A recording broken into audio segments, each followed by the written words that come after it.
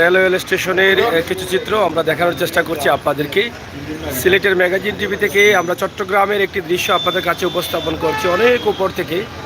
আপনাদেরকে এক নজরে দেখানোর চেষ্টা করছি চট্টগ্রামের কিছু রাস্তাঘাটের বা লাইটিংয়ের অবস্থা, রাতের অবস্থা।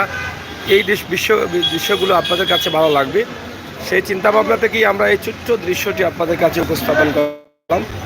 আশা করি আপনারা আমাদের সাথে থাকবেন। চট্টগ্রামের রাস্তাঘাটের অবস্থা এবং পরিস্থিতি কী সে বিষয়ে এই ভিডিওটি দেখলে আপনাদের ধারণা হয়ে যাবে। চট্টগ্রাম রেলওয়ে স্টেশনের পাশে আছি আমরা। রেলওয়ে স্টেশনের এই হচ্ছে রাস্তা, যে গাড়িগুলো ঢুকতেছে আপনারা দেখেন, এবং রেলওয়ে স্টেশনের এই চিত্র যেখানে রেল দাঁড়াবে সেই চিত্রগুলো আপনারা দেখছেন। এই হচ্ছে রেল দাঁড়াবার জায়গা। আমরা ছোট্ট করে একটি ভিডিও আপনাদের কাছে উপস্থাপন করছি। চট্টগ্রামের গাড়িগুলো চলছে, এই রাতের দৃশ্য, লাইটিংয়ের দৃশ্য, এই সুন্দর দৃশ্যগুলো আমরা আপনাদের কাছে উপস্থাপন করছি। আশা করি আপনাদের ভালো লাগবে। আপনারা দেশে বিদেশে যারা আছেন অবশ্যই শেয়ার করবেন, কমেন্ট করবেন, সাথে থাকবেন। এত সুন্দর লাগতেছে, খুবই সুন্দর পরিবেশ এই রুটের, আপনারা দেখে হয়তো বুঝতে পারছেন। এবং লাইটিং, বিশেষ করে এই যে লাইনের যে যানজট আছে সেটা কিন্তু শহরকে বিশ্রী করে দিয়েছে। এই যে বিভিন্ন ধরনের টেলিফোনের লাইন সহ, বিদ্যুতের লাইন সহ বিভিন্ন লাইন, সেটা কিন্তু অনেক বিশ্রী লাগছে।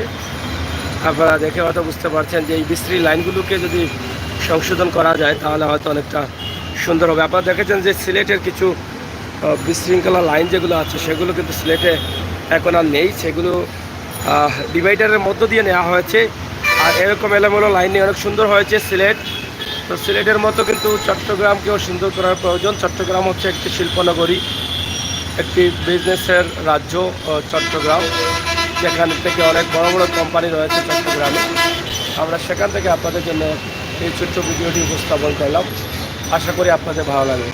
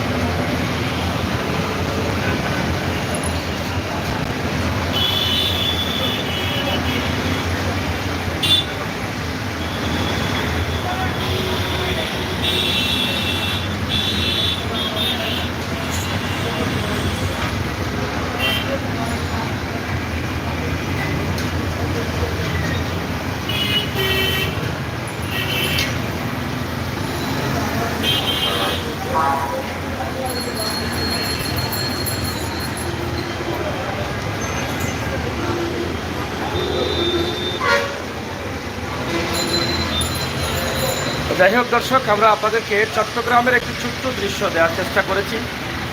আশা করি আপনাদের ভালো লেগেছে। ভালো লাগাটাই কিন্তু আমাদের কাছে সার্থকতা। আমরা সবসময় চেষ্টা করি আপনাদেরকে এই ছোটো ছোটো দৃশ্যগুলো উপস্থাপন করতে।